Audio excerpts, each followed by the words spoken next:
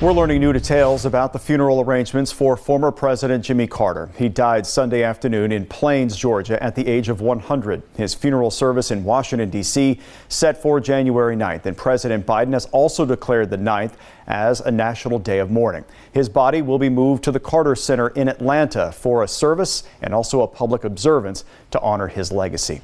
Condolences from leaders around the world continue to pour in. Right here in Central Ohio, people are also mourning his death. NBC4's Samantha Bender shares the lasting impact Carter has made on one local lawyer. At age 13, most teenagers are still searching for their place in the world. Their favorite subject in school might change. They might be unsure of what they want to be when they grow up. But for Harlan Lewis, he knew what he liked and wanted early on, and so did former President Jimmy Carter. I was interested in politics at that age, and I was following the campaign. And it was pretty exciting that a president was going to be in our town.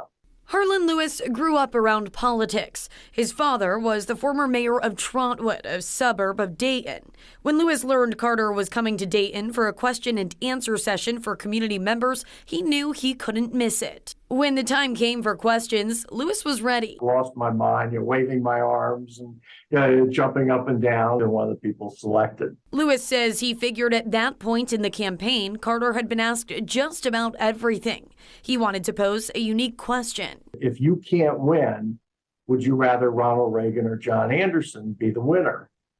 And he kind of laughed, and the crowd kind of laughed. And then he told me that, well, if he couldn't run, he'd want his vice president to win. To his surprise, Carter continued to engage with Lewis. He was so impressed with his question, Carter asked the young boy at the time if he wanted to get into journalism when he grew up. I told him no. I said, I want to be a lawyer. And he said to me, he thought that was good, and he didn't want to be on the other side of any case that I might have. Lewis says Carter has been a transformative former president who's leaving behind a lasting legacy. In a lot of ways, his post-presidency is a good model of what a post-presidency can be. Lewis says at the time when he told Carter he wanted to be a lawyer, he didn't know he'd make the dream a reality, so it's neat seeing it all come true. Carter was the longest living American president.